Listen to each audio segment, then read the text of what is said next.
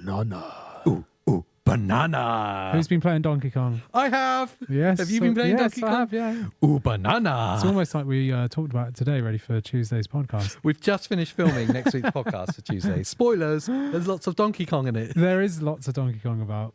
There is, yeah. I'm so in love with that game. I am, Not to ruin the podcast, but it's basically this. I'm blown away compared to my initial first impressions of it when we very, very, very first saw the first trailer of it. Yes. It's blown me away. Yeah, totally. Hello, you lovely people that are What's here so up? early. Thank you for being early. here. We're like 5 minutes early. We are early, yes. We are. We do this thing every time we do a live podcast, news show, whatever it is. Yeah.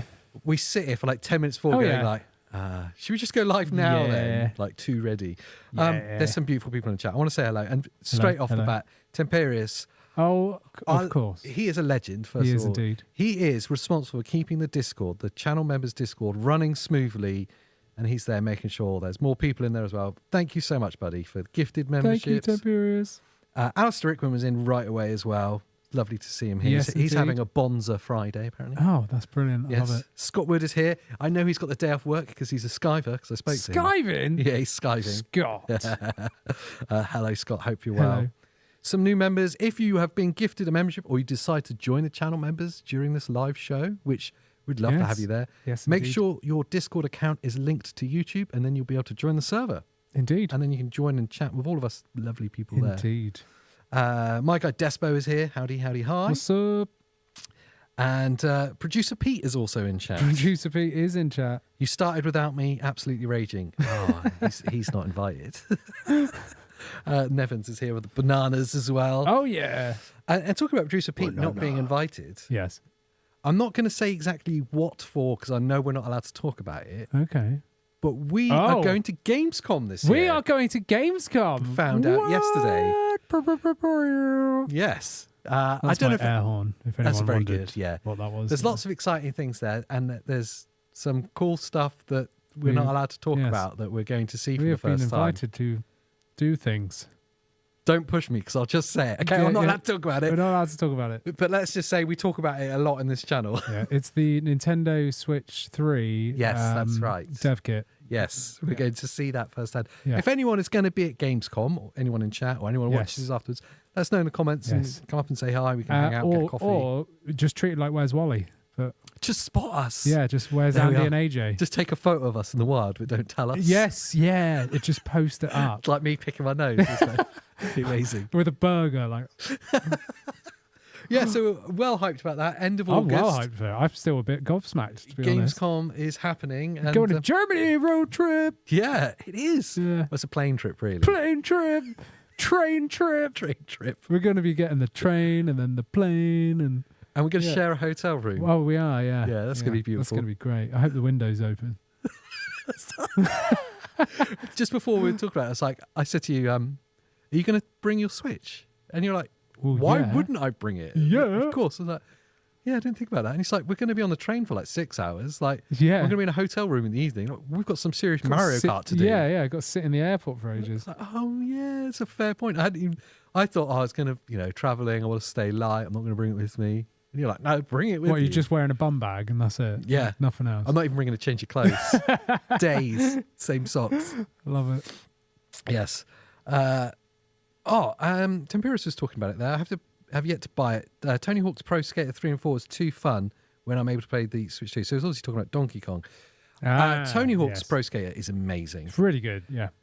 I feel stupid buying it on I Switch do 2 because too. it's on Games Pass. I Yeah. bought it and I'm just playing it on the TV and I'm kind of thinking I could just put this on the Xbox and I'm not paid for it. And it would be better. Is that Well, what it you're might saying? be. Yeah, well, no, I don't know if it would be, but yeah, I didn't enjoy playing it handheld as much as I thought I would, and I put it on TV and I'm loving it. Yes. So I was like, You would enjoy playing handheld if you took one of the grips, but unfortunately I need all 5,000 grips that I've got in my house. as soon as you've stopped making videos about grips, then I'll take one. But until then, Yeah. you need them all apparently. Yeah, for me it's What I know are you I gripping with them?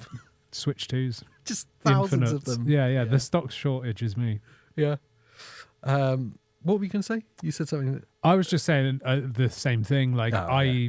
bought it for Switch 2 when I could have had it for free from Game Pass. Yeah. But Feels a bit silly. it is very silly, yeah. Let us know if you've been playing Tony Hawk's Pro Skater 3 and 4. It is a great game. I've really enjoyed it. Yeah, Just enjoy it on the TV more than handheld, weirdly, yeah, because I thought it was going to be the other way around. yeah. But also, much like Donkey Kong, it's the other way around. I didn't think I wasn't even going to buy it. I wasn't going to bother. Yeah. And it's one of the best games. What, Donkey Kong? It's just amazing. Yeah. It's so much good. fun. So Really much good. better than I thought it was. Uh-huh. Donkey Kong has always been like a B-grade character in the Nintendo stable, and I've never been fussed by the games. I wasn't that fussed about this until the Direct came out, and then it kind of, like you said, flipped that around. But then actually playing it, it's just epic. Oh, it's so good. It is so good. Why isn't producer Pete going to GazCon? I think you mean Gamescom. He's not invited because I don't know, reasons. He's actually what do they called? Banned from Germany. He's banned from Germany. Yeah, unfortunately. I went to Germany once, and at one of the petrol stations they sold little white mints like Smints, but they were called Spunk. I need to get some of that. How much did you have? That's amazing. DKC is legendary though. It's that country, isn't it? Donkey Kong Country. Oh yeah. I've not played it. Again, it's not because I know the game's bad. It's because you hate Donkey Kong. It's because I didn't like Donkey Kong up to now. I just didn't bother. So, I've not played that. Yeah. But this Bonanza is... I enjoy some Donkey Kong games.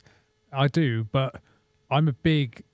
I always say it, I'm a big GameCube fan, and I love 3D open world... well, not open world, but 3D platformers. And this feels right at home for me. Like, Donkey Kong Bonanza, like... I was just grinning the whole couple hours I was playing last night. I was like, this is just brilliant. I can't wait to play it some more. I've not played it handheld yet though. I was playing it on my 77-inch. Yeah, just sat chilling. It was great. It's great. It runs great. It looks beautiful. Producer Pete did ask Desbo how much spunk did he have in Germany, and Desbo's not sharing. So make of that what you will. I like that. Yeah. Alistair Rickman says he wasn't going to get Donkey Kong until the reviews came in. Yeah. And he loves it. Yeah. And, I was the same. You kept pestering me, have you pre-ordered it yet? And I hadn't. And I kept putting off because, like I say, I wasn't into Donkey Kong. Yes. Then we saw the Direct and I was a bit swayed, but I was still like, no, I don't know. And then the reviews came in and I started seeing some people's videos of it. And I realised that I'm missing out on something huge here. Yeah, I was always going to buy it, but when we very first saw that first trailer, I kind of thought, okay, so you smash stuff. Yeah. That's it. Yeah. Do you know what I mean? And that's what they showed.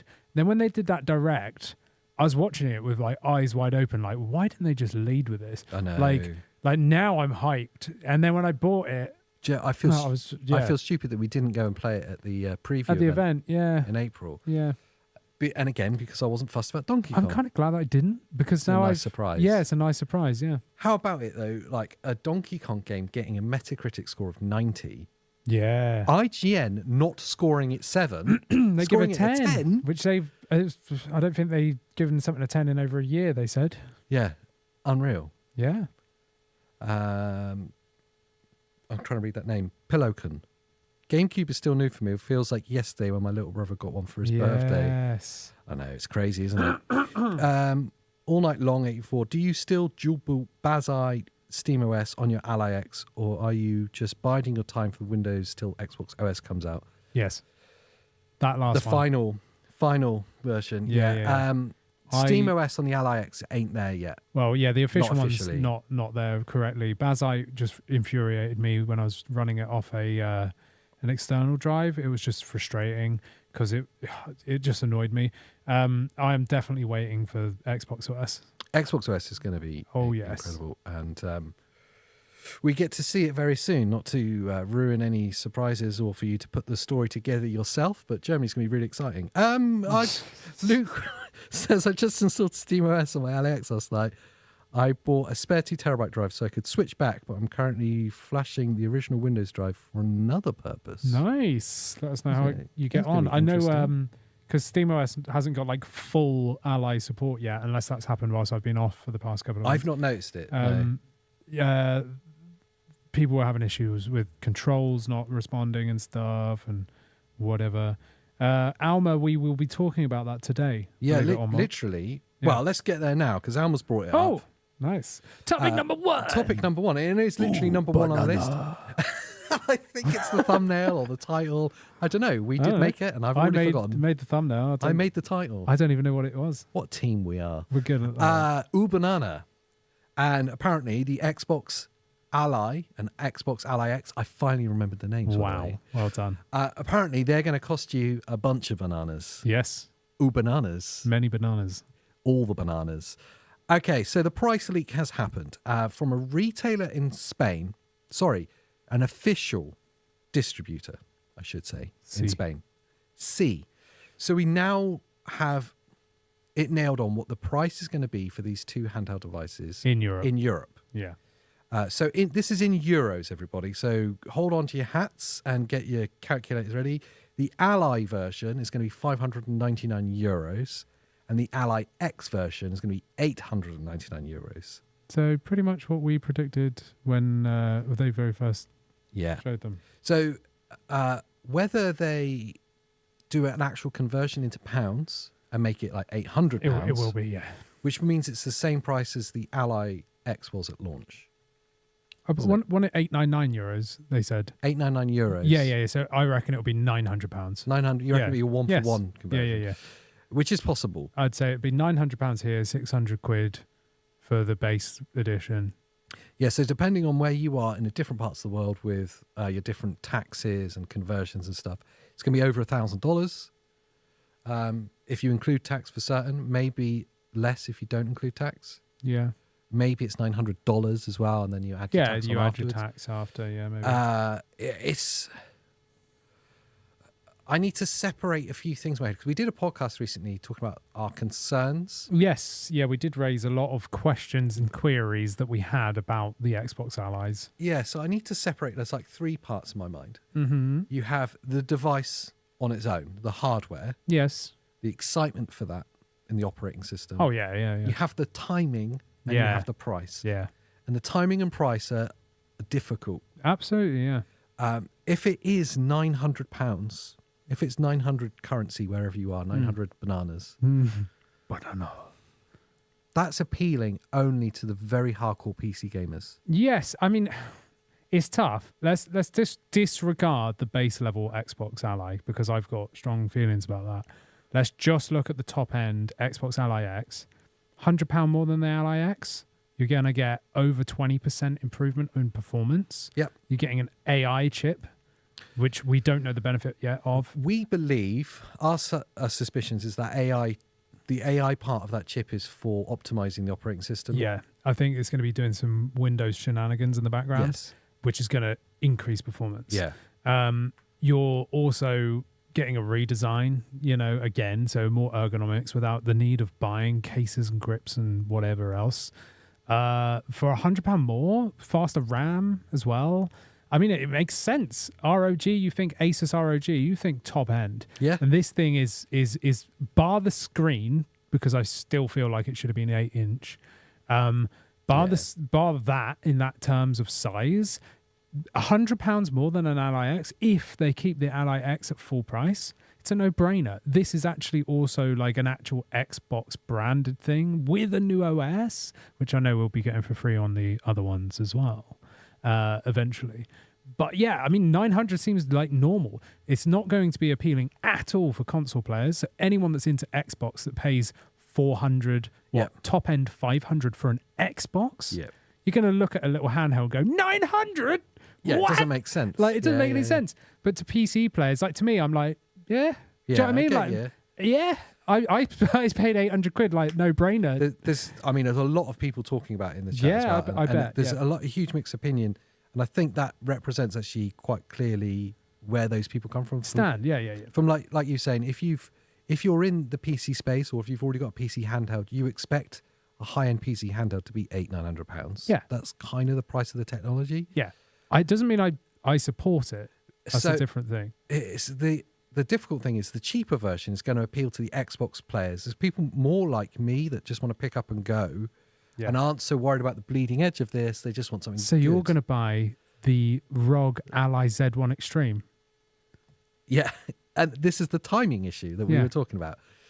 Because that Xbox version, the Ally version, is going to underperform compared to the Z1E. Absolutely. So the old generation is going to outperform it and be cheaper than it. So here in the UK currently... So you're paying for the handles and the operating system? Yes. Yeah. So here in the UK currently, the Z1E original white Ally goes for like $399 at a lot of places. Yeah. You're going to be buying an Xbox Ally with a worse performing processor, APU, for $200 more? I want to pick up on what Yanto 3000 said there, which might be quite an interesting point as well. Is it just softening us up for a £700-800 console next generation? I mean, that's what the PS5 Pro's been doing. How much is a PS5 Pro again? $700. Well, there you go. That's the price of the next consoles. Yeah. I think that's pretty clear. The next generation Xbox is going to be a PC, so it will run this new Windows operating system almost certainly. There's just optics of it are just all weird, and I can't quite get my head around. They want to appeal to Xbox players. Yes. But Xbox players aren't going to pay £900 for a handheld. No. Are they going to pay £600 for a handheld? No.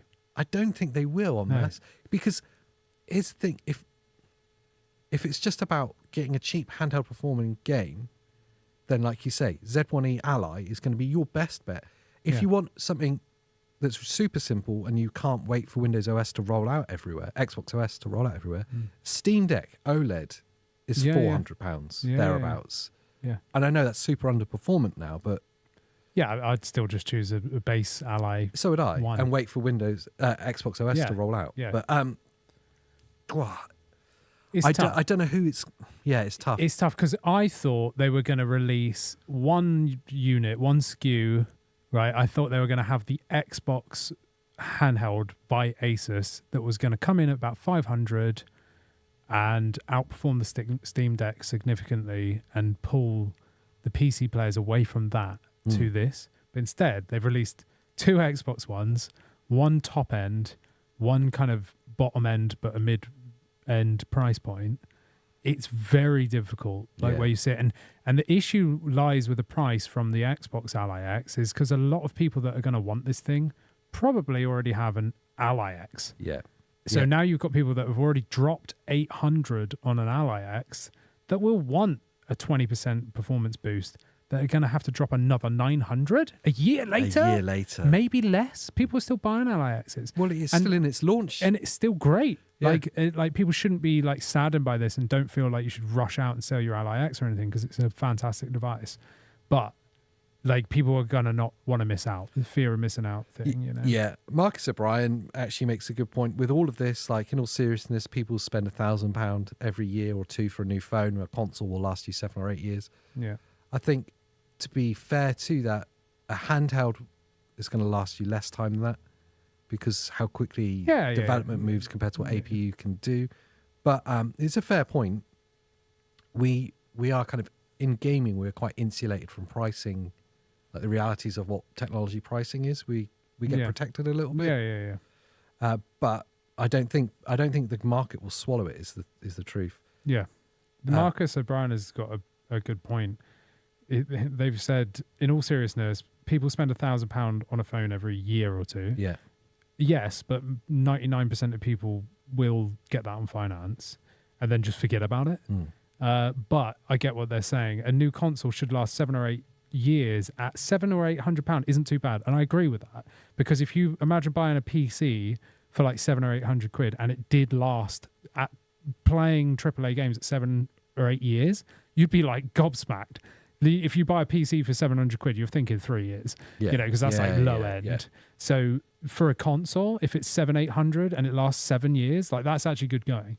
But yeah, these handhelds, as we've talked about in the previous podcast, if they're getting superseded every year and there's no way to physically upgrade them, it's difficult to recommend them, isn't £1,000 a year. Yeah, it's difficult for us to, as like people that love handheld gaming, to go, we recommend this. But in the same vein, what Marcus was saying there, I don't upgrade my phone every year. There's a lot of people that do. But there is a lot of people that do. I'd much rather spend £1,000 on an Xbox Ally X than I would a phone. Yes. Like, I really Especially don't care if about they do phones. bring in like finance plans, like Yeah, phones. yeah.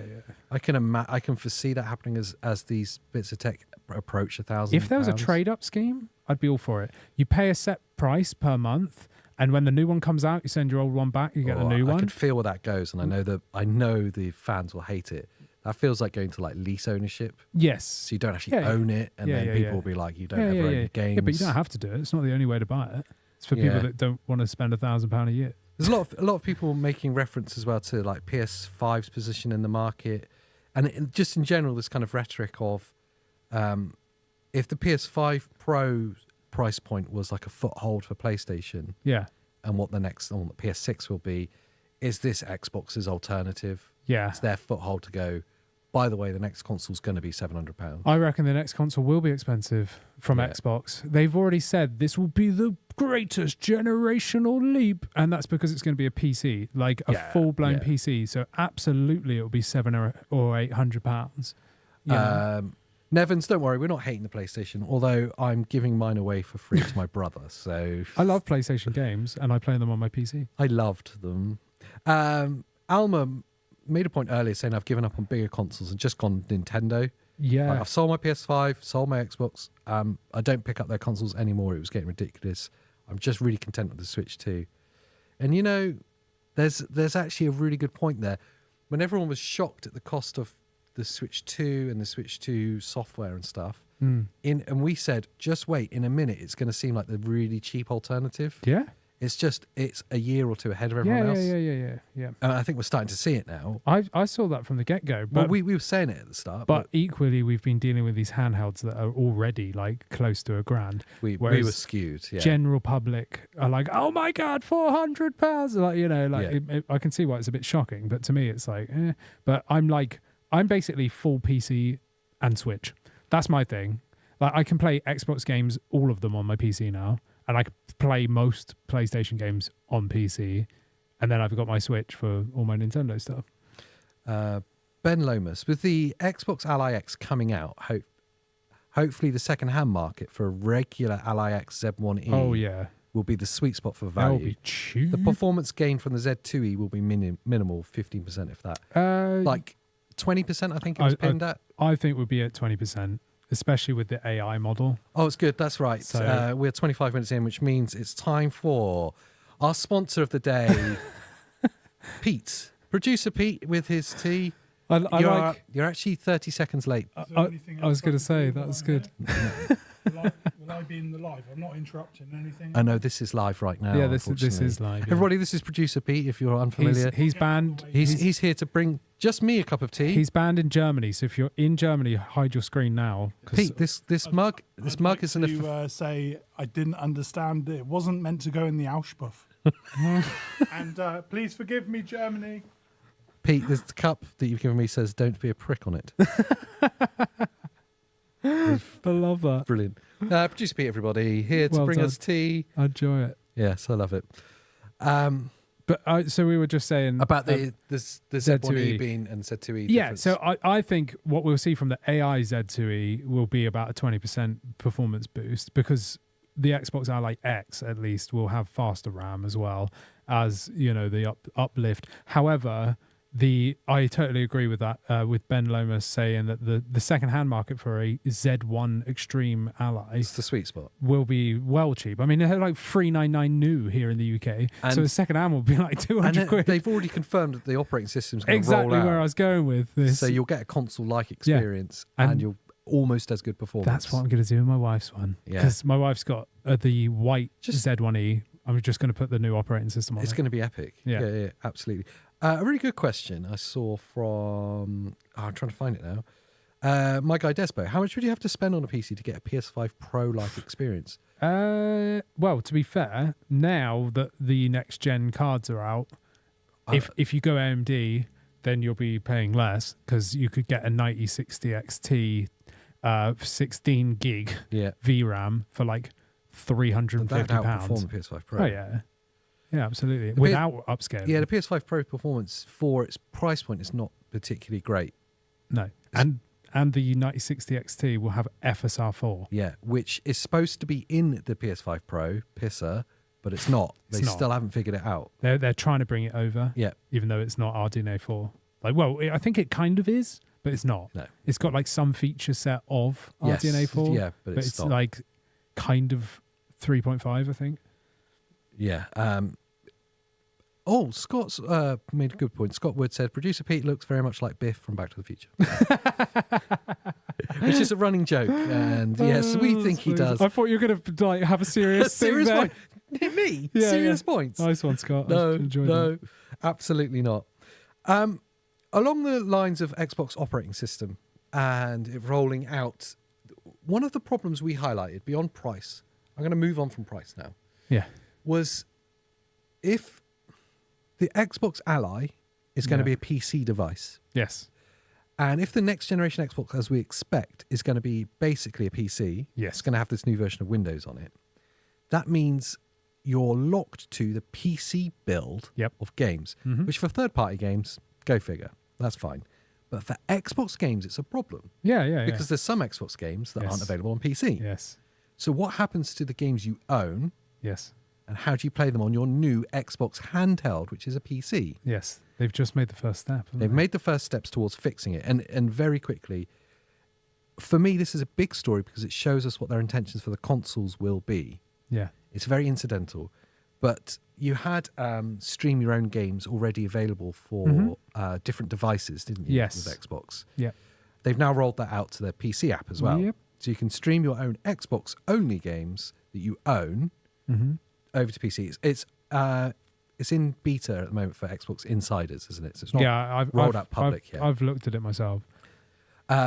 So it's their first steps to do it. Obviously, they're going to roll it out. You need a Game Pass Ultimate subscription, which most PC owners will have because they'll want Game Pass. It's £15 a month or something. Something like that, yeah. And this is obviously going to be their way to solve the problem with Xbox handhelds not having Xbox games. There's a lot of questions about it. Yeah. How is it going to perform? Well, how does it work streaming, with old games? Yeah. What about disc games? Disc games is a no because you've got to have the license, you know. And here's the tricky thing, isn't it? Because currently, if you've got a Xbox 360 game, you put it in your Series X, it will download the version that will play on Series X. But you still need the disc in to play it. You still need the disc in to play it. Yeah. How are you going to get around that? I don't know how they do that. I mean, obviously each game... Do they, as part of Game Pass, just open up their back catalogue? And just give it to you. To everyone? Yeah, I don't know. I don't know if they'd do that because they would still make money on the store by just selling them again. But that's amazing. But yeah, I don't think they'll do that. The only way I can see it happening is that you can somehow in the future register the key from a disc onto your account. You know, like I just don't know how they could do that. I know for a fact that they've spoken what Yanto said here. Emulation, that's how you do it. They have said that. Yeah. They're testing actually emulating Xbox games on they're working with AMD PC. With it specifically, aren't they?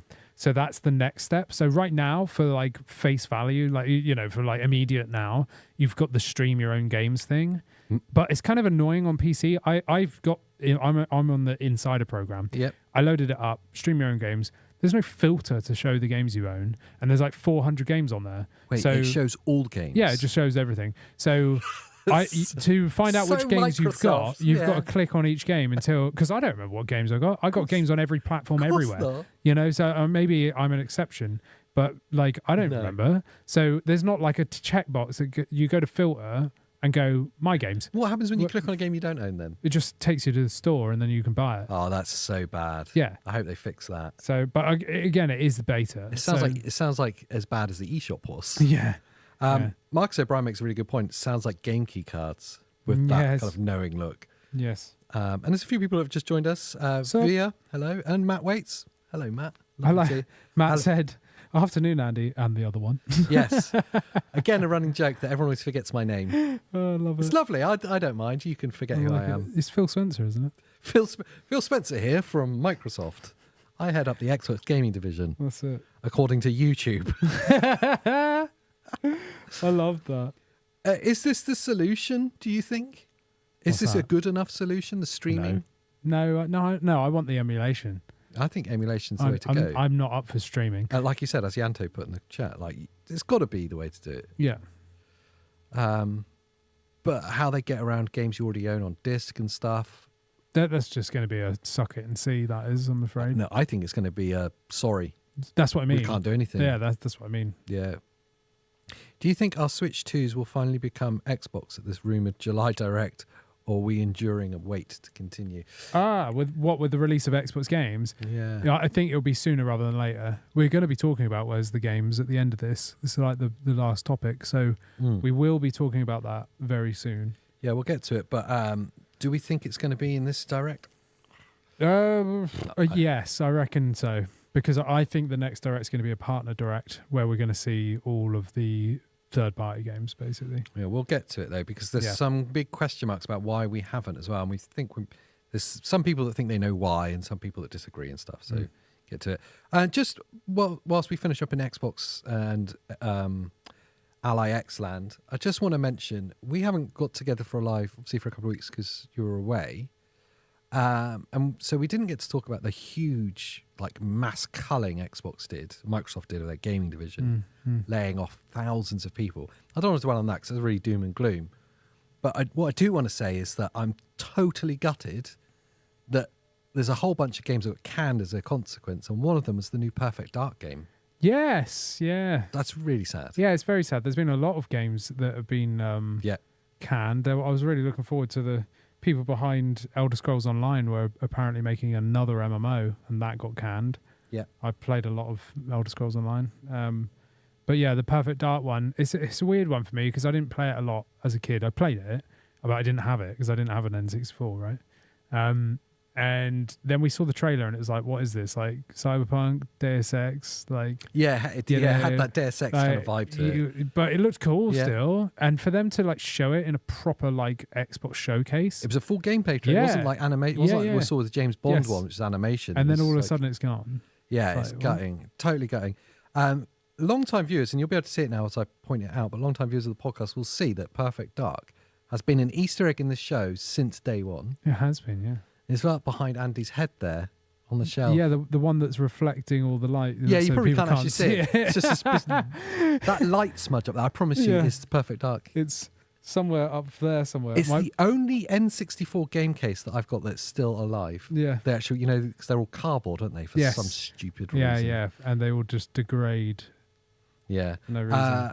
Atom asks, there's going to be a Switch Direct, and Alistair says there's always a Direct rumour, which is true. Yes. But we normally do get one. There's normally a July, August time Direct, and it's quite often a third party one. There's normally 4 a year, isn't there, generally? And it's normally around this sort of time, I'd say. So we would expect it, and we're expecting when that happens that they'll announce a lot of the Microsoft games coming over. But there's every possibility that it doesn't happen and that it's Microsoft that announced they're going to do it first. Yeah, maybe. One of their developer directs or business directs. I think it'll be a Nintendo partner direct that we see all these games coming. Virtuous laid off 300 people after the Oblivion remastered. Wow. That was really good as well, the remaster. They did a really good job of that. I mean, I only played like 5 hours. I know Temperis has been like smashing it. Oh, yeah. It's incredible. It's into it. Yeah. Producer Pete sent me £2 to say like the live. So thumbs up, everyone. Thank you, my guy Desmo. I love it. Love that. Yeah, and cool. Temperius, no, that's not right. Someone was commenting in one of the podcasts saying, "Is that Phil Spencer?" And that's then when the YouTube AI thing tagged someone commented Phil Spencer in it. We've since joked since then, so I don't know if it's happened again, but. It was definitely someone. If we say Phil Spencer's name enough in this, you think they'll tag it again? Yeah, he might be a guest on the show, right? Or it could be me. Or it could just be AJ, yeah. Is he a guest in this show today, right now? Yes, he is. I am Phil Spencer. I need to get you an Xbox t-shirt. Ask me anything about Xbox. My handle on Xbox is Xbox P3, if you're wondering. I like that. Yeah, it's good. It's good, isn't it? Yeah. Okay. So Perfect Dark's been canned. I'm sad about it. I don't want to dwell on it, but I'm sad about that because I was looking forward to that game a lot. Temperis checked the transcript, so maybe we did mention it and it was that. Yeah, maybe. Yeah. Spen Filcher. Someone definitely commented it though since we saw it. Yeah. Do you remember the Nintendo Switch 2 that Best Buy decided to put a staple through the screen. Oh, yeah. I thought this happened to thousands of them. Like, you know what I mean? I thought the story was... that was the story. It was thousands, but it wasn't. It was just one. It was just one. All right. Yeah, okay, they stapled a receipt to the screen. Yeah. Best Buy sold it for charity on an eBay auction, and it raised $250,000. Insane. Who would buy? I know people got money and they're silly, but why would you buy Phil Spencer bought it. A broken Switch to like $250,000? It's almost as upsetting as my Switch screen, to be honest. I can staple mine and someone can buy mine for 250 grand. If we staple yours live, and we do a live auction at the same time, how much do you think we'll raise? Probably about 50 quid. I'd buy it for 50 quid. Change the screen. Yeah, exactly, yeah. $250,000? Yeah, it's insane, isn't it? Anyway. I mean, I'm glad it's going to charity. Well, they say it. Yeah, I mean. But it's Best Buy, so it could just be like charity, like the shareholders party. GameStop, charity. That's what it was. GameStop. Not Best Buy, lads, GameStop. Staten Island, New York. It's all the same, isn't it? We don't have either in the UK, so it could be any of them. It could be Walmart for all I care. Yeah. But yeah, GameStop. I don't know. More money than sense. Absolutely insane. Yeah, it's nuts. And why don't they donate some to everyone in chat right now? Exactly, yeah. We could all take a little cut and have a great Christmas. That's it. So. Is it Christmas? I'm going to move into Nintendo Land now. Oh, I know we nice. did the bricked Switch thing, but yes. Nintendo Land. Yes. So anytime there's anything in Nintendo Land, it seems like the Twitter police, the Reddit aficionados, and every single games journalist jumps on the negative bandwagon. Of course.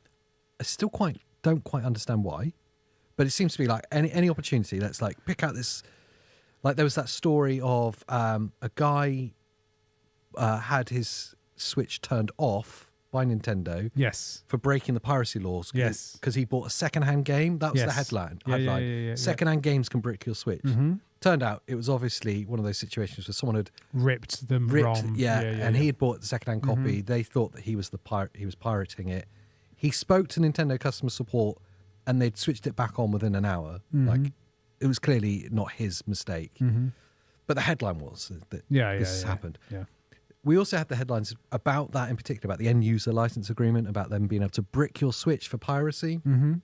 Well, apparently they can't. So, in the EU anyway. Yeah. So for us in the EU, in European Union, or that take part in those laws, the end-user license agreement is actually completely different in Europe as it is to the US. Yes. And the text in it referring to them being able to remotely disable your access to the devices is missing from Europe. Yes. As it is in the US. Yeah.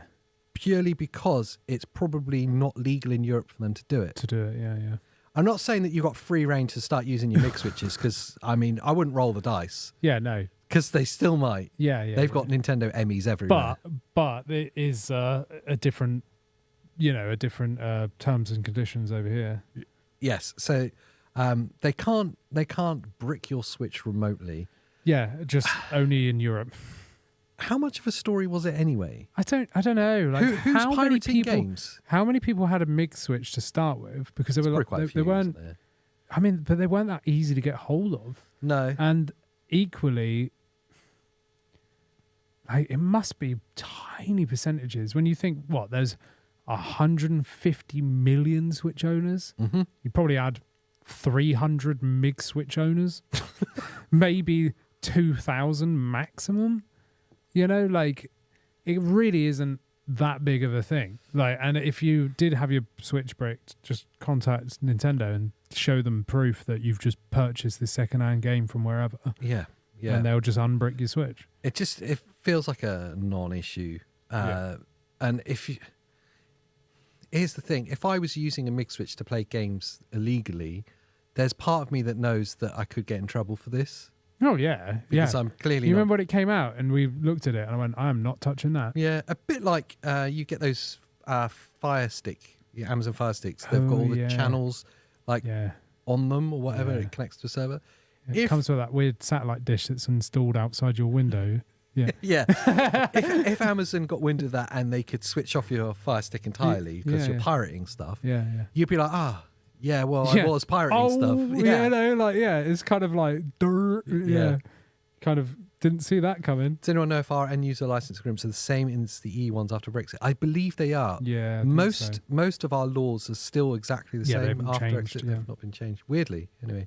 Don't be a pirate. Yeah, exactly. Exactly. I totally agree with that, Alistair. Just buy the game. And if you are a pirate, at least dress like one. You know, get the eye patch. Get the eye patch. Absolutely. At least let everyone know, like, oh, he's a pirate. Yeah, we know from a distance. Yeah. I could tell because of his wooden leg. Yeah, that's it. Yeah. Maybe that's what you've got to do to become a pirate. The parrot on your shoulder told me that you're a pirate. You know, I'm not American, but I've seen American movies. They do those initiations into like a society kind of That's thing. not just an American thing. Yeah. That's like but every rugby team in the world. yeah, okay, that's true. Actually, when I was at uni, they did do that. But I always see it on movies. You did do the initiation? No, I didn't do the initiation. Sounded like you did do the initiation. I lived with the chairman of rugby, so I saw like some of that stuff. But I'm thinking in America, like you will see it in like every movie, right? Yeah. So to become a pirate, you got to like, you know, chop your leg off and have peg leg. That was a really long-winded way. It was very long-winded. I kept interrupting you. It's fine. So what initiation did you do? I didn't. That's why I didn't play rugby. I mean, chat. I think we all disagree with him here, don't we? I think he did some. I kind was of the king of not being peer pressured. Like if someone's like, "Oh yeah, do this," I'd just be like, "No." I'm not doing that. Like, no. On the piracy thing though, not having a half a leg. The thing I often find when you're confronted, and we're going to talk about emulators again in a second, so it ties in really nicely. The thing I find with them is when you're confronted with 5,000 games to pick from like 5 generations of consoles. How much do you actually play the games, or how much do you spend searching through all the games? Yes. You just search for all the games. Like, I just have this thing of like, buy a game, play the game, put the game away, buy the next game, play the next game, and maybe go back to the first game occasionally. Yeah. But like, just play the game you want to, buy the game you want to play, and play that game. Yeah. You don't need 10,000 games. No. I mean, talking from us, I mean, just talking from talking from experience, you don't need 10,000 games. Yes, yeah. Don't be like us. Do as we say, not as we do. What I might do is take a really high resolution photograph of this, get it made as a wallpaper, and then get rid of the lot. Or we could just put a green screen, and I could green screen it in behind. And then you wouldn't have to print. Yeah, that would be easier. Now you said that, yeah. Maybe do that. That sounds like some wild AI technology. How long's that been around? Yeah, for quite a while. Oh, damn it. At least since E.T. in the 80s. I consider myself moonlighting as a pirate, says Pete. That's rugby union for you, wrong uns. I'm not going to get into sport. Go teams. They've got like, there's peg leg jokes and all sorts happening in chat now. Pirates only have one leg to stand on. Right. I'm going to carry on with emulators. It's not funny. It's a dad joke. I like it. Right. That's what they all do. They have every game and they play one or two. It's absolutely it. I know. I know every time I'm confronted with like an amber neck or anything like that, I just like scrolling through and I'll keep opening a game, playing it for 5 seconds and opening the next. That's why too much choice. If I was ever to emulate, not saying that I ever have, you know, but if, let's say hypothetically, if. Sounds like you might have done it. Right. I would just choose the actual games I wanted to play that I loved from my childhood, that I owned and ripped myself legally. Wow. You're such a good boy. Not that I've ever done that. I've never done it, but if I was. There is ways of doing it. Like Game Boy Operator. Yeah, you can put Game Boy cartridges in and you can download the ROM. Can you? And the save file. Well, it's perfectly legal. You can do that as long as you don't distribute the ROM afterwards. Statement? Here's the thing. My cartridge of Pokemon on the Game Boy, has got a battery in it. Yeah. My save file is linked to that battery. And as that battery degrades, my save file's at risk. Yeah. What I could do is use a Game Boy Operator to download the ROM with my save file. I could then open the cartridge, change the battery, replace it, and then put my save file back on that cartridge. You could do that. You know, the only thing I've used the Game Boy Operator for, that was like actually meaningfully backed up, is I've got a Game Boy camera from the 90s. I love the I love it for one reason. I went on holiday to France with my family, and I took loads of photos on it. And on your Game Boy camera? Yeah, it was like 1997 or something. Did you not have one of those disposable ones like you get from the shop? I had a digital camera in the 90s. A digital camera. You didn't get digital cameras in the 90s. Yeah, so But it was so bad. It's amazing. I've still got the printer and everything. You cannot be defending the Game Boy camera. I absolutely am. Do you know that the Game Boy camera is higher resolution pixel count than the camera on the Joy-Cons for the Switch 2? That's amazing. Because you know the sensor isn't a typical mouse sensor. It's actually a camera that changes reads detect. If anyone bought Welcome Tour, a serious waste of money. It teaches you all this stuff in there. I didn't buy Welcome Tour, but I feel like I've missed out on a lesson. Game Boy camera is actually a high resolution pixel count than the mouse sensor on the Switch 2. That's amazing. But anyway, back to the story. I went to France. Yeah. Took all these photos. I've got pictures of my old beloved cat that's no longer with us, and I realised that battery was coming to an end, and I was like, man, this thing's old. You know, like I need to back this up. So I used the whatever it's called that we were just talking about, Game Boy Operator, to put my camera in, which not only turns it into a webcam, by the way, but it also let me pull all my family photos. You could film a video. Yeah, I could. With that. Yeah. Why have we not done that? We talked about doing it and then we never did. Oh. That was like 5 years ago. I forgot all about it. I've had the same. We've been doing this so long. We're having the same ideas again. We've just gone full circle. Early noughties, was it? Oh, I had it in a Game Boy Color. So. Yeah, that probably makes sense. Oh, sorry, it was and the early noughties. Sorry, I misread that, Captain Chat. So I thought you were saying Andy the early noughties. So yeah, no, it was the 90s. I just want to say a massive shout out to Mygo Desbo for the best dad joke in existence. He said, AJ, a joke only becomes a dad joke when it becomes apparent. Oh, more dad jokes are welcome. I love it. Yes, they make the world go round. I still got my Game Boy Color. It's amazing, says Alma. So do I. Yeah, I do. And Yanto 3000, Your Honor, the guys on YouTube told me it was perfectly legal. And that actually leads us on to Your Honor, the guys on YouTube told me it was perfectly legal, because there's a YouTuber in Italy that's been... there's genuinely at risk of jail time. Like, let that sink in, for covering emulators on his channel. Crazy, isn't it? If you don't know, it's an Italian YouTuber called Once Were Nerd. See, it probably makes sense in Italian. Anyway, he had like a retro gaming channel covering like handheld emulators that we all know and have loved in the past, like of the likes of like Amberneck and stuff. And he's had his house raided by the Italian police for copyright infringement. Specifically, he's now facing civil and criminal proceedings against him. So civil, obviously, from the people he's reportedly stolen copyrights from, and obviously criminal because they deem the act criminal. Because in the act of demonstrating these devices, they claim that he is promoting copyright theft, because they found out that many of these Amberneck style devices, I don't know if Amberneck do this, but that style device, I need to be careful of what I say. Well, I'm staying quiet on this one. So that style of a device sometimes comes shipped with micro SD cards that have ROMs on them already, which is obviously illegal. Yes. And because he's promoting them on his channel, or reviewing them on his channel, he's been charged with copyright theft and infringement and distribution, which is like quite a serious crime. Yeah, when money's involved, then the police get very excited. Oh yeah, yeah, they're like checkboxing. All his handhelds seized too, Marcus Brown said. Yeah, it's utterly insane to me. Imagine the police come in like, knock, knock, knock. We're here for your Game Boys. What are you talking about? Are you in there? And they break the door down just to steal his Game Boys. Well, it's wild. It feels quite personal for us because obviously we do handheld gaming and we're a gaming channel, and to be like the fact that the thing you made a video about could wind you up in like criminal proceedings seems utterly insane. Yeah, it's mad, isn't it? See, he's not the one making the ROMs. No, he's not distributing the ROMs. He's just making a video about this device. The thing. So surely they should be going after the companies sending it. Yeah, they should. Nothing to do with it. But none of them are in the country, are they? Yeah, exactly. Yeah. It seems wild to me How long until we see you wouldn't download a car advert? You wouldn't steal a car. That's a very UK thing. I love that. They were amazing. I used to love being a kid, putting the VHS in. If you want some cool music, try and find those videos on YouTube. The soundtrack's amazing. Yeah. It sounds like Red Alert.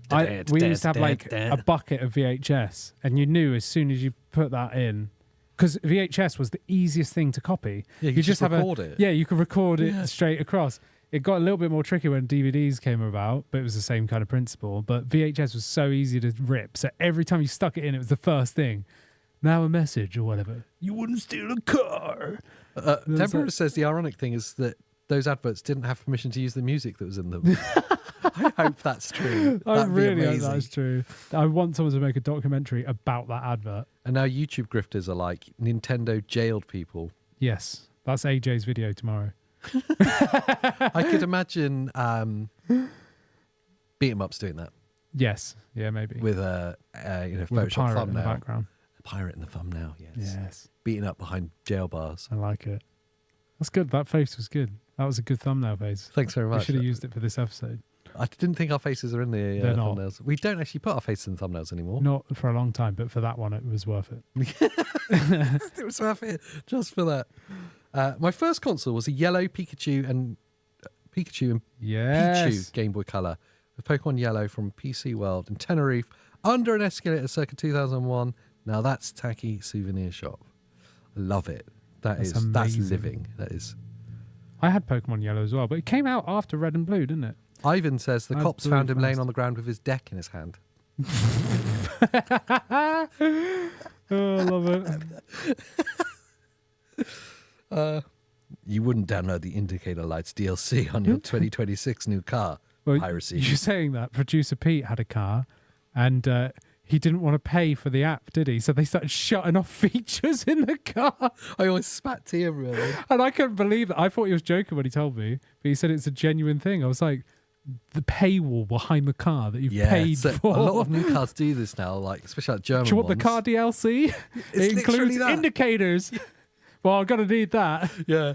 How about disco mode? No, I don't want that one. It comes free. So you get like the new car and it'll come with all these new features. Yeah. And for the first year it's free because it's like, oh wow, this is amazing. Yeah. And then it's like, just $10.99 a month for indicators. And if you don't pay, like a wheel falls off. Like, oh no! It turns into a three-wheeler. Yeah, that's it. It actually morphs. Into a Robin Reliant. Yeah. Where in the world? PC World. Oh, now we're going full 90s nostalgia. PC World. PC World. Okay. That was like the best shop as a kid, even though all it sold was like printers and stuff. I see your PC World and I raise you one better 90s electronic shop. Okay, go on. Dixon's. Dixon's. We didn't really have any around where I was. It was PC World. Dixon's with the with all the D's in the advert. Dixon's. Yeah. It was the best. I bought so many games in Dixon's. Because it was... PC World and Curry's like merged. Yeah, they're the same company now. But they used to be like rivals, and they were always next to each other. So you'd be like, I'll be in either Curry's or PC World. I think like the lunch breaks they went and had wars. Yeah, I think they did. At the back, like throwing old graphics cards at each other. No, like electronics. Okay, yeah, fine. It makes more sense. Yeah, all the returned ones. CRT monitors, like great. Kill you. Those things weighed like 50 kilos. Have you seen Anchorman? Yes. That scene where all the rival news channels come and fight in the park. It's going to be like that. Yes, it's that, but Curry's and PC World.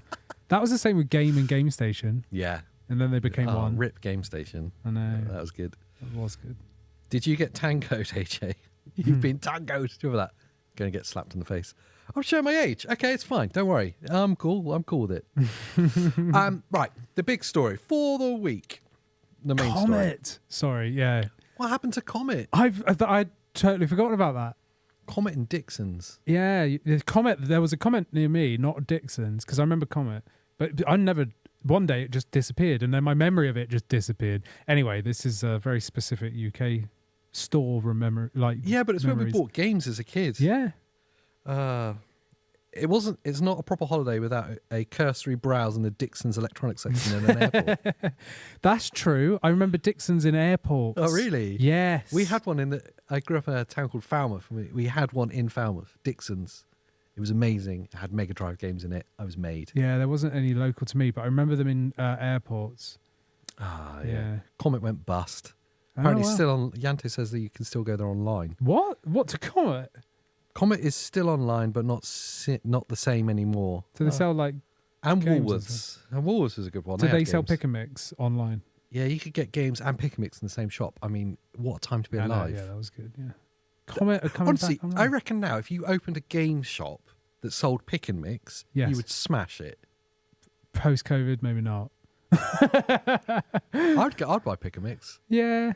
I say that, but there's loads of shops like that around here that they've all shut. I would say if they're like pre-picked and pre-mixed, so you have no choice in the matter, but it's like a sealed box. Yeah, I think I'd be more acceptable. like pre-made Pick and Mix. Yeah, pre-picked and pre-mixed. That's the title. Yeah, it's not as catchy. It's not as exciting, but you know, there's some excitement with the pick. Anyway, we've gone off topic. It's fine. The final thing I wanted to cover in Nintendo Land. Yes. And it's a question we're all asking ourselves, and someone brought it up really early in the show. I like this one, yeah. Where are all the Switch 2 games? In my house. Not those ones. Oh, right, okay, fine. Where are all the Switch 2 games? Yeah. I want to start this off with, firstly, are we just being impatient? Yes. Okay, thanks for watching. We'll see you next time. Well, we were talking about, no one's seen it yet because it's in the future for you guys. You guys are hopefully going to watch our Tuesday podcast, in which we talk about this a little bit about why Donkey Kong is the first Switch 2 game, which only came out yesterday, and the Switch 2's been out, like 2 months? So 6 weeks. Yeah, so almost 2 months. Yeah. So yes, we're being impatient. We're being impatient, I think.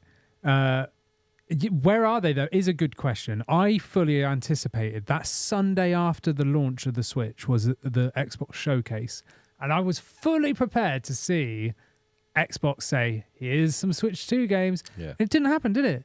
And we were like, what? Like, where's all the Switch 2 games? I think they're waiting. I think what they could have done for fan service is they didn't have to be on sale. If they just gave us rough dates. Just trailers. December or like fall. This year. Autumn. This year, coming 26. As gamers, if we get that, that's enough for us to go, cool. Yeah, that's coming. Just that's exciting. See something. Just even the logo on the bottom. Like Metroid Prime 4 is a good example of like a first-party game. Yeah, we've not got a date for. Yeah, they've not even given it a time of year yet, and that's frustrating. They've just given it a year. That's very 2025. True. If they put fall 2025, we'd all be like, cool. Yeah, that's coming at the end of the year. Yeah. I'm fine with that. Or if they put autumn, you're like, okay, it's coming like August, September time. Isn't that the same thing? Fall and autumn. Is it? Yeah. Holiday, I meant. I get. Why do they use that? I don't know. Yeah. I enjoyed it. It was good. Full Imagine autumn. if they said like summer. Or summer. Summer. Or that sunny time where you take time off work. I enjoyed it. Yeah, good, thanks. Yeah. If we had like rough dates from these third-party games, that'd be really exciting. There was a whole bunch of third-party games, not just the Microsoft ones, but a whole bunch that were announced with the Switch 2. Yes, yeah. We've seen some of them already. Some are coming. Some still don't have, like, again, time periods. They just have 26, 25. The James Bond game is coming. Yes. You've got... you mean Hitman? Yeah. I mean, yep. It is just Hitman, isn't it? Yeah. Looking at that trailer the other day, that James Bond game is just Hitman. I saw an article the other day saying, I can't remember who it is that makes that game. IO Interactive, yeah. They were like, IO like discusses the influences from Hitman they've used for. I was like, obviously, like, it's just influences. It's just a reskinned game. Yeah, it's the same thing with the story now, and the watch. They had to show the watch. Didn't they? I was like, all right, yeah, cool. Yeah. You've got that. You've got what's that? Blood. Oh, Duskbloods. Duskbloods, thank you. Oh, I forgot about that. I really want to play that. How are you forgetting? That's like a U game. I know it is, but I got kind of put off when I got told it was like a live servicey, not live service. It's like whatever that new Elden Ring patch thing is, where it's like online only. It's kind of like a fighting thing. I'd actually forgotten it was that. And now you said it, it reminds me that's why I wasn't interested. Yeah, I thought it was going to be like an Elden Ring style single player. Elden Ring. We're going to see that. Elden Ring. Where is it? Where is it? Yeah, that's true. Now, there's mixed reports about this, okay? Yes. And we've got some conflicting kind of information. Yes. But the report that came out this week, and Insider Gaming then published it as well, was that up to 2/3 of third-party developers are still waiting to receive their Switch 2 dev kits. Okay.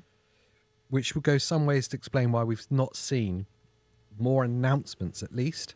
Yeah. Apparently, there's multiple developers just waiting for dev kits so they can refine and then ship their Switch 2 versions of either last generation games, which we would expect. I expect a lot of PS4 ports to be coming over, but also current generation games as well being optimized for Switch 2 because they don't have the dev kits, they can't do it.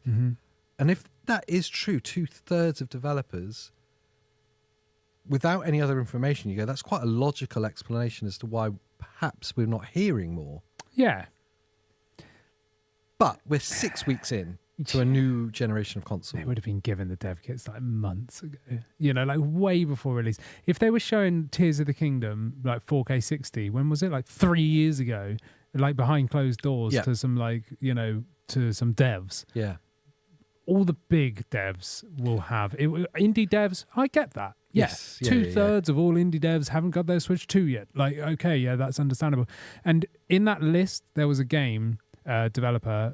It was Bandai Namco that was on that list. Well, yeah, the list is, the report goes that Capcom, Ubisoft, Sega, and Bandai Namco are yet to receive it. That's funny because Sega's already released the Switch 2 game on launch day, funny enough. I bought it. I bought that. And Bandai Namco today have released a Switch 2 game. Yeah. So it seems a bit weird, like that they haven't got a Switch 2 dev kit where they're already putting games out. With all of these stories, I always like, you get the extreme, which is the headline. Yeah. And I always go, there's going to be some truth in this. Yeah. It's going to be somewhere in between. It'll be one dev, and he's gone, all my mates told me they haven't got... But all their games are out. No, they're not. Nah. They're not. They're like me. Yeah. They haven't got the kit yet. Yeah, no. They're just sharing one. They're all sharing one. So I don't believe that at all. I understand for indie devs, yes, because they're indie devs, like I get it. Yeah. There must be some truth here. Maybe like, I don't know, like Ubisoft or something are like, chomping at the bit for a dev kit. I don't know. Alma says, who makes Street Fighter 6? Who makes that? It's Bandai Namco, is it? No, it's Capcom. It's Capcom. Yeah, exactly. Yeah, so Capcom have already got it. So this is, And hold on, Star Wars Outlaws is coming out September. And that's Ubisoft. So everyone on this list already has dev kit. Has dev kits and games coming out. Yeah, so that's a load of rubbish. As soon as you sent me, we were discussing that article and you were like talking about it, I was like, that just does not make any sense. And the other thing I've seen is other developers, quotations, saying that they're actually sat on games ready to drop. Yeah. But they're waiting for the developer direct that we're all waiting on, because they're going to all come out at the same time. They're going to do a drop of direct. They're going to say, here's Metroid Prime release date. Yeah. Here's whatever else we're waiting on from Nintendo. Yeah. And then all the third party stuff will be There's going to be a floodgates moment. And whenever that happens, we don't know, but it's going to be a floodgates moment. Anyone who's made a game in the past 5 years can see the success and the audience of the Nintendo Switch. 150 million units sold. 130 million active accounts. Users, So that was pre-Switch 2. It was, yeah. So it's like this giant user base. So it's a gold mine for developers and publishers. So just absolutely make under no other illusion that there's a floodgates moment of games that are going to be ported over. Yes. You're going to see a slew of last generation games. Yes. PS4 stuff. Because it's a really easy port for them to make, and quite a lot of them they couldn't put onto the Switch, so they missed out. So you're going to see a lot of that, and you're going to see a lot of the modern stuff coming over. Microsoft for certain, because they're going multi-platform for everything. Microsoft is the big one, because they're going to put everything on it, because now it's capable. They tested a few like Grounded and whatever else they put over on the Switch 1, and then for Switch 2 they are just going to want every game out on it. Yeah, they absolutely will. Captain Chat says, just give me Forza Horizon 5. I don't know how... And Pule Kun replies actually really smartly, I don't know if you want Forza 5 on Switch 2 because there's no analog triggers. And that's true, yeah. No support for, even if you use a third-party controller with it won't work. It will still just register as digital. It's probably the only time I would imagine that analog triggers are an advantage over digital is games like Forza, Yeah. like racing games. Yeah, unless they completely change up the controls and make left stick accelerator, which in my argument would actually be more precise than a trigger. Moving your thumb forward. I'd love to know, reverse, those of you that backwards. play racing games in chat, like obviously Alistair Rickman's one of them. He says, like my driving then, so like on or off. Go-kart. How would you feel about that, having your left stick as an accelerator and brake? I think it makes more sense to me because you go forward, you push forward, you pull backwards to go in reverse. I've played loads of like driving games, and I'm like, what's reverse again? And then I've got to like hit loads of buttons where instinctively, if you had like a lever that you push forward to go forward and back to go back, it makes sense to me to move the left stick because you don't use the left stick in driving games. You don't. No. You turn with the right stick, right? So the left stick's redundant. So if they just swap the controls around to utilize the left stick, then it would make more sense. And if you're the kind of person that likes to drive into gears, you've got then the shoulder buttons. The shoulder buttons for that, yeah. It would work. I don't know how it would feel. Yeah, Captain Chat puts sicky face just because it's so programmed like, over so many years. Yeah. It's true, yeah. And this is why we need Pro Joy-Cons. We do indeed. I want Pro Joy-Cons. I say that way back. Wasn't Gran Turismo 1 though, on the PS1? Yeah. Because that came out with the DualSense controller. Yeah. Wasn't that left stick accelerate? Yeah, I think it was. Or was it face button accelerate? I think it was left stick and drive. Like you press forward and then you use the right stick to steer and stuff. Purican makes a really good point. It's a bit more cumbersome, so as you can brake and use the throttle at the same time with that's analog fine. triggers. You just do donuts. Yeah, but you could use B button or like A or B as like handbrake. Yeah. Then you could do handbrake turns and stuff whilst using the left stick. It's literally the one corner of gaming that Nintendo have kind of painted themselves out of. Yeah. By going digital only. But they kind of put themselves in the market of we want arcade style fun. Do you know what I mean? Like racing simulators is just not a thing on Nintendo games. No. Like it just really isn't. You're more prone to getting your kart games. Kart racing, yeah. I mean, okay, you got whatever it's called, Alpha, Asphalt something. Oh, yeah. Yeah, I always forget the name. They abandoned that IP. No, I think they're still going. No, yeah, surely not. I think they are. I don't know why I said no so deeply. No. Ooh, banana. Ooh, banana.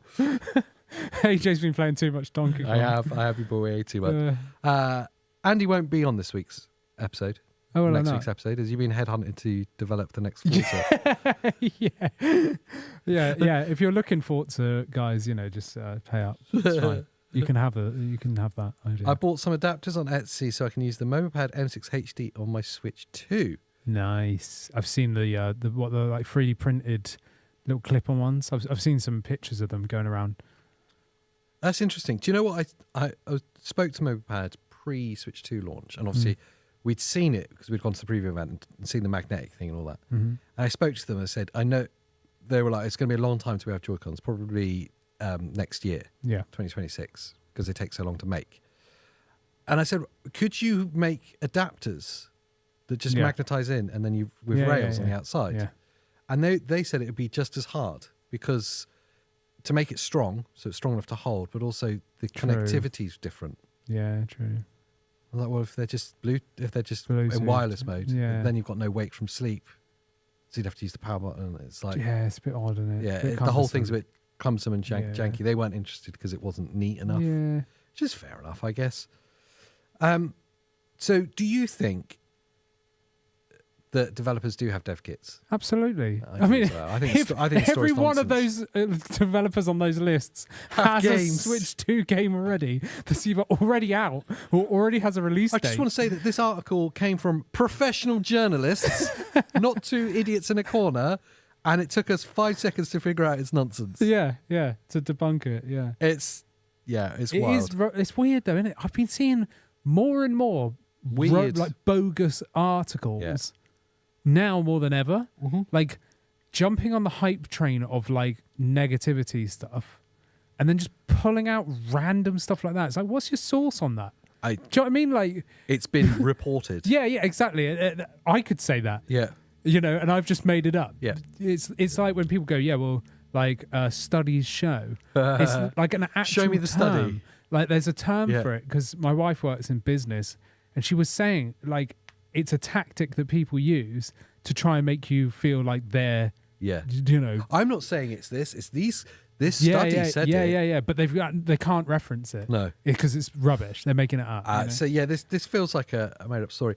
I think in truth, there is a frustration. Like we all want all the games all at once. Oh yeah, of course, yeah, absolutely. And more so now than past generations. Everything's quicker now. We want it more. But if I take a step back and go, it's only been 6 weeks since it's come out. Exactly, yeah. We've had a lot of games already. Yeah, and a lot of Switch 1 upgrades. Like when you take that into consideration. There was a whole bunch of Switch 1 games I avoided playing because I didn't want them to be a bad experience. Yes. That I've now gone through and started playing, or I'm going to. It's a whole bunch of them. Yes. And I think that's a joyous thing. But also, I just want a level comparison to like PlayStation as an example. Yeah. How long was it until we started to see consistent PS5 exclusive games? Has it happened yet?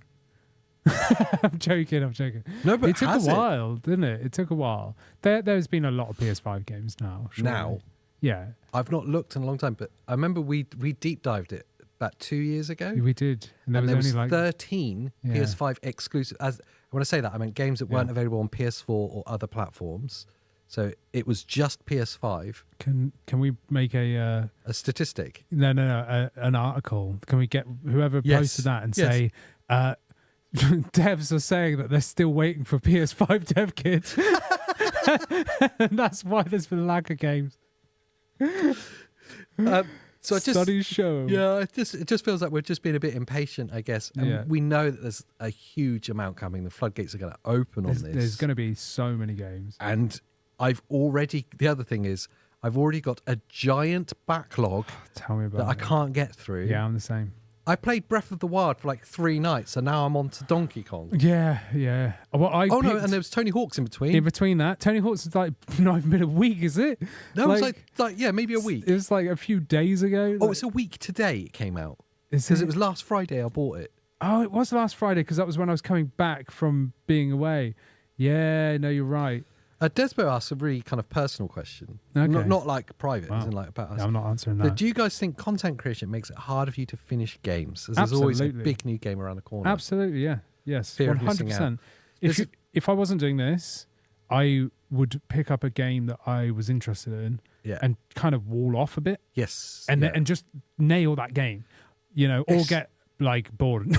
It's not just fear of missing out. It's a need to keep up. Yeah, it's part of that. Yeah, because of doing this. Yeah, like I felt like I needed to play Donkey Kong at launch day in order to have opinions on it and be able to make some videos and stuff, because that's what we do. Yeah. So that meant I've given way less time to Tony Hawk's. Yeah, which isn't a Nintendo exclusive, so it was less important. Yeah. So I've sacrificed that for this, but before that, I wanted to complete Dread, and as I've talked about at the start, I didn't manage to do it. Oh, it was in the podcast. That was in the podcast. Yeah, I didn't manage to complete it. Then I started Breath of the Wild, and I realised that that's going to be a 100-hour saga, and I haven't got the time for it. So it's a problem balancing It's a nightmare for me. It's a real first world problem. Let's be honest. It's a good problem to have. Yeah. It's frustrating for us because no company wants to send us games. So we literally buy all the games twice or more. It is frustrating. And then we only end up playing like, I don't know, however long, and then the next thing's out. It's like this past week, Tony Hawk's came out a week ago. Yeah. So I got that, played that for like, I don't know, a few hours. And it's like, oh wow, okay, hang on. Donkey Kong's out. I got my copy last night. So play that for a few hours. The day after Shadow Labyrinth has come out. Yeah. Today, Shadow Labyrinth comes out, which I've been hyped for months. Yeah. So I'm going to have to play some of that. Do you know what I mean? Like, and it goes on and on. Super Mario Party Jamboree is less than a week away. Like the Switch 2 version. Like it just carries on and on and on. And then you forget about games. I still haven't even completed Outlaws yet. That started like a year ago. Like I love that so many people are kind of like agreeing with this in their different ways. Alistair Rickman, #Cyberpunk. Yes, same for me. Do you know, and Ivan, Breath of the Wild feels like work. Yeah. I feel the same way about Cyberpunk, I'm going to be honest. Yeah. Every time I start and I'm like, I don't know if I can be bothered with this. Yeah, I don't know if I can stomach this. I really want to play Cyberpunk, but my issue is this that we're talking about right now. There's always something else coming out, and I cannot wall myself off for like a few weeks, a couple of months. Yeah. I mean, how long did it take me to complete Rebirth? 6 months? Easily. You know? More than 6 months. You stopped and started, didn't you? And I was really trying to play that game. Every spare time I had, I was just putting it on and playing every single night. And it's like a massive game. Can we have another dad joke about Final Fantasy VII? Because I've not mentioned Final Fantasy VII for ages. Do it. It's a cloud-based game. Oh, it is. It is a cloud-based game. Does anyone notice the Buster Sword rearrangement? Shout out. What you mean? It's grown. It used to be very small. Did you? Whilst I was away, people don't realise this yet because we talk about this in the podcast on Tuesday. Yeah. I've been away for the past couple of weeks. Yes. Not that anyone should notice because we've been putting out loads of videos. We recorded loads of videos before. Yeah, we did so much in the time coming up to that. So whilst I was away, AJ's been putting Miracle Grow on his Buster Sword, and it's grown. Like I came in and went, why is that like 4 times the size? And it's grown. That's actually, if he's still in chat, I don't know if he's still watching. Scott Wood in chat made that Buster Sword. Yeah. He absolutely genius. It's like steel reinforced and everything. You can hold it by its handle. Yeah, like it's actually ridiculous. It's a 1-to-1 like size of what the Buster Sword would be if it was real. Yeah, painted. It's got what they're called in there as well. It's got materials in the sword, and they're little. He's got like big glass marbles, and it's insane. It's literally out of everything. I think it's my favorite thing, gaming thing that I've got. Yeah, genius. Yeah, he started getting into 3D print, and he says anything you want to make, anything you want made. And there was a couple of little bits, like he made that like Pac-Man, ghost there, and so there's a couple of little bits. I was like, that's cool. And I remember saying to him, like, I desperately love like a real life Buster Sword. I remember, I know that's gonna be really impossible. And he's like, leave it with me. And then like a couple of months later, I was there. I think when you asked him. Yeah. And I thought, there's no way he's going to do that. It's so ridiculous. No way. Like, it's not going to be structural or anything. And then I turned up and it was here. I was like, oh my God, it's amazing. It's amazing. It's incredible, yeah. Captain Jet says, having more disposable income as an adult makes it harder to finish games because I can afford to buy what I want, and it's crazy how things... Yeah, you just don't have the time to play them. Exactly. Yeah, exactly. That is the issue. I'm like juggling a really big dog and a crazy wife. I love it. But yeah, there we go. Outlaws, Cyberpunk, Zelda, Assassin's Creed Shadows all started and none finished, and that's just the tip of the iceberg. It's a nightmare. Yeah, exactly. Yeah, same with me. It's crazy. And Sketches of Harmony says, that's awesome. I'll have a 1-to-1 Aerith, please. Can I have a 1-to-1 Tifa? That's it, yeah. God, you've got to love Tifa, though, haven't you? No? Just me. It went quiet. That was all. I just said I've got a wife, so, you know. What's disposable income? Yeah, exactly, yeah. Yeah, true. And my disposable income is my dog. He eats it all. My guy Despo says, going to steal my dad joke like that. Yeah, I see how it is. Was it you that put it in the... It was.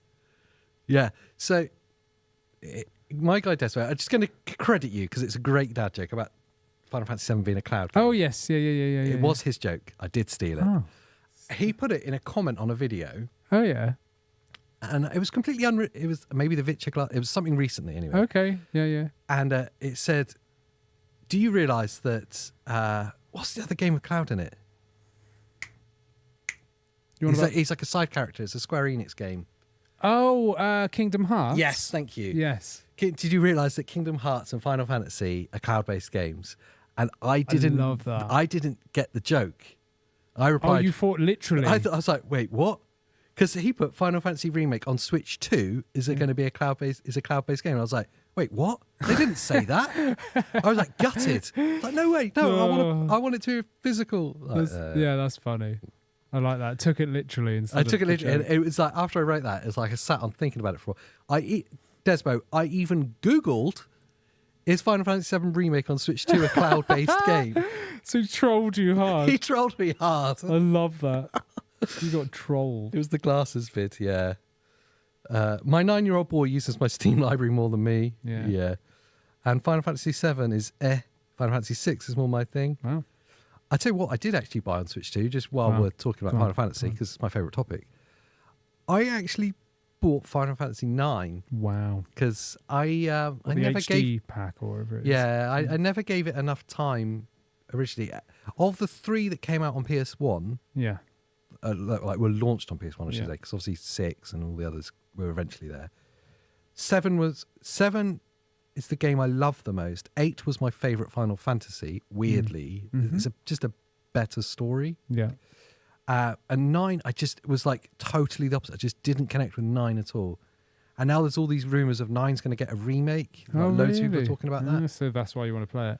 So I was like, do you know what? I want to give it a chance because it is supposed to be really good. It was. Did you know that Kingdom Hearts on Switch 1 is a cloud-based game, but Final Fantasy 7 Remake on Switch 2 is also a cloud-based game? I love that. Actually, you sent me to Google to look for it, which is that's harsh. Amazing. Well done. Dragon Quest 8 needs a revival.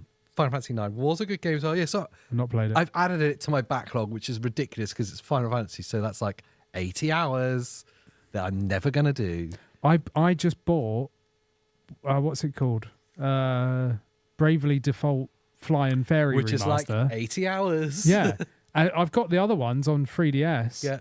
So I was like, I've got to get it on Switch 2. You've got Bravely Default on Switch 1. You got one of them. Yeah, Bravely Default 3. bought whatever it was. Or Yeah, 2. whatever they released. Yeah, I've basically. I remember you getting it. I've basically got all the ones on either the 3DS and Switch, and I wasn't planning on picking this one up. Yeah. But then I saw like Amazon on that Amazon sale had it reduced down to like £20, yeah. and I was like, I'm just gonna buy it, like, you know. And I'll just add it to the collection. Yeah, and I'm like, I've got no intention of playing that right now because there's so much going on, like the issue that we talked about earlier. But it's just like, oh man, it's too many games, man. It's too many games, and I have to fight the urge to be a collector. Yeah, well, that's my issue right now. And thinking back to when I was a kid, I swear there wasn't so many game releases. No, like there was like one big release every like 3 months. Yeah, there's loads more now. You know, like whereas now it's like every week there's something coming out. It's like, no, leave me alone. yeah, just leave me alone. I want to play this one I bought 5 years ago and I still haven't played. Have you played Yakuza 0? Have you got it on Switch? No, I didn't buy that. No. I wonder if anyone's played it. Look, I would buy it, but I know I'm not going to play it. So yeah, same.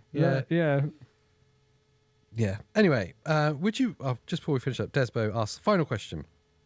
Would you rather a Mario-based Simpsons hit-and-run-like game or a Zelda-based Assassin's Creed-like game? What? Would you rather have a Mario-based Simpsons hit-and-run? Do you remember Simpsons hit-and-run? Yeah. Great game that was. They need to remake that. Like that, but Mario. Mario's the character. Okay. Or Assassin's Creed, but you're Link, I guess. Okay. A Zelda-based Assassin's Creed game. Wow, that's tough. So Link the Assassin? Yeah. Zelda-based Assassin's Creed game. I don't know. That's a tough call. It's a tough call. I would take a Zelda that looks like Ghost of Satsuma. Oh, yes. Do you know what I mean? Because there's kind of a similar vibe there, isn't there? In some respects. Like a swordsman on a horse. I want Mario Dying Light. Parkour zombie game, but you're Mario. It's a me.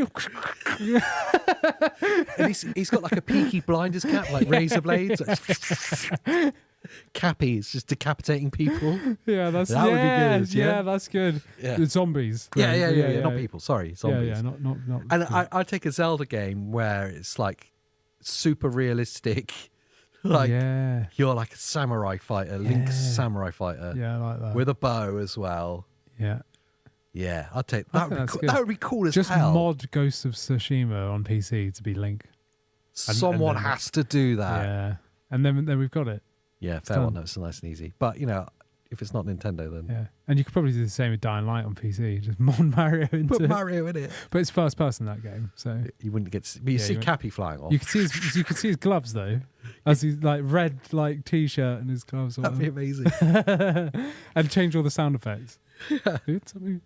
Zelda stealth game, basically, or Mario GTA game. Yeah, absolutely. What's crazy is Breath of the Wild and Tears run on an engine made for Wii U, and the new Zelda will be made exclusively for Switch 2, which will blow us away. Oh yeah, that's going to be where the big jump is, massively. When will we see that though? Because Tears of the Kingdom wasn't that long ago. It's only a couple of years ago, wasn't it? But I mean, that was made like meant to be a DLC for Breath of the Wild. Yeah. Yeah, a new mainline Zelda game where you play as Link. I think that's going to blow us away for certain. Do you remember Mirror's Edge? Yes. Parkour? But why did they remake Mirror's Edge, but it was exactly the same? Because there's Mirror's Edge, and then there's Mirror's Edge Catalyst. Yeah, and it's the same game. Yeah, Mirror's Edge was called PS3. I loved that when that came out. I think I had it on PC. It blew me away. It looked amazing, didn't it? It still looks good now. Yeah. It still looks good, even the base one. And it was so fun. It was so fluid, so quick. The movement was amazing. Skidding down like buildings and stuff. Yeah, it's cool. So cool. It's hard though. I remember. I think Nintendo should get Elden Ring creators from software to make a Zelda game. Yes. That'd be funny. Ivan's so on the money there. That'd be so cool. That'd be hilarious. Do you know what? Anything's possible now. I don't imagine they're going to mess with Nintendo IPs. No, they won't. But the types of games that we're seeing on Nintendo hardware now is pretty amazing. Yeah. And like anything's possible. Yes. Like we're going to see all sorts of cool. Not played Tears of the Kingdom yet, but it is basically Pokemon Emerald to Ruby and Sapphire. Is it basically that? I don't know. What's crazy is that I kind of missed half of what you were saying. So. Sorry, not played Tears of the Kingdom yet, but is it basically the Pokemon Emerald to Ruby and Sapphire? Yeah, so like I think 1. so. Yeah. 5. Yeah, like definitive edition kind of thing. I believe so. Yeah. Perfect Dark would have scratched that itch. Yeah, it would have. It's a real shame that is. Yeah. It would be interesting, but I think From Software developed Castlevania would be even cooler. Yes. Yeah. Yes. That would be really cool. And just tone down the Souls-like just a little bit. Yeah. Yeah, and talking of kind of Souls-like in Nintendo. Yeah. Are we going to see Expedition 33?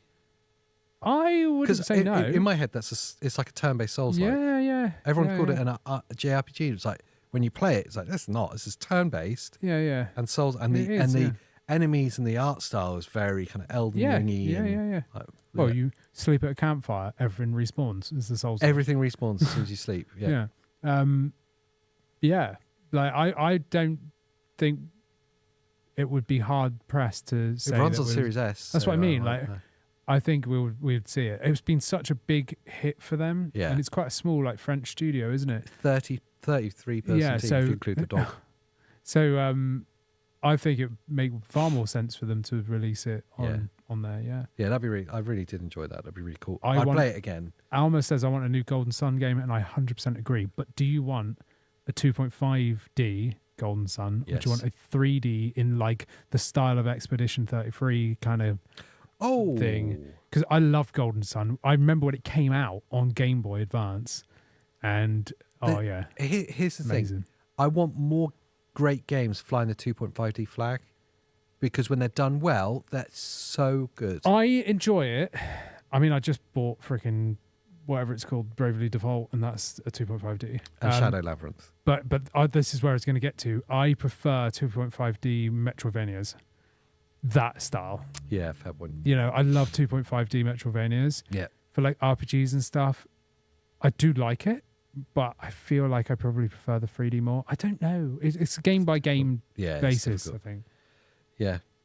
Claire Obscure Dev said they would like to do it, but they haven't started anything yet. It'd be quite an easy port, I would imagine. Maybe they're the one dev that's not got. They've not got dev kit. Yeah. They are the 2/3. Yes. Yeah. That's it. Right, I'm going to finish it up there. Make sure you like this live stream before we disappear, because it does actually really help us out. We're just going to disappear. Like, massively helps out. If you're not subscribed yet, do. If you want to join channel memberships, you can. It's 99p. Yes. You get to come and join us over on our Discord. Yes. And you get a little badge by your name. Isn't that cool? Oh, that's nice. But it does massively support us. It does, yeah. Everything helps. And if nothing else, make sure you subscribe so you can come back for more. We've got the next video coming out on Monday. Yes, whether or not I actually get to play Shadow Labyrinth. It's going to be Andy's first impressions of Shadow Labyrinth. And then we've just finished podcast for Tuesday. It's going to be all about Donkey Kong and all other madness as well. So make sure you're checking in on all of that stuff. Cool. Videos. Like it. Yeah, there's videos. Do you like the preview for the week section? Yeah, that's good, it's good, isn't it? Preview of the week. There's going to be videos next week. I mean, I could like there's a whole list of videos we're going to do. There is, yeah. One every day, in fact. Yeah, well. But it's been fun. I love hanging out with you guys. It's been really good fun. Yes, it's been great. Thank you. So thanks for being here with us. Andy, if you want to like sing us out or something. Sing us out. Alistair Rickman's giving you a clue. I can do the Donkey Kong. Ooh, banana. No, that's it. You get it once. Oh. I just found one banana. Ooh, banana. Ooh, banana. He hasn't made it into a song yet. He's not, but that's the obvious song. Is that spoilers for the game? It's not. No spoilers. I don't spoil games anymore. That should have been in the news topic of the week. But at the end of Metroid Dread, you won't believe. AJ swears not to spoil any more games. YouTuber promises not to spoil games. That's it. All right, we'll see you all later. Love you long time. Bye. Thanks for being here. Bye.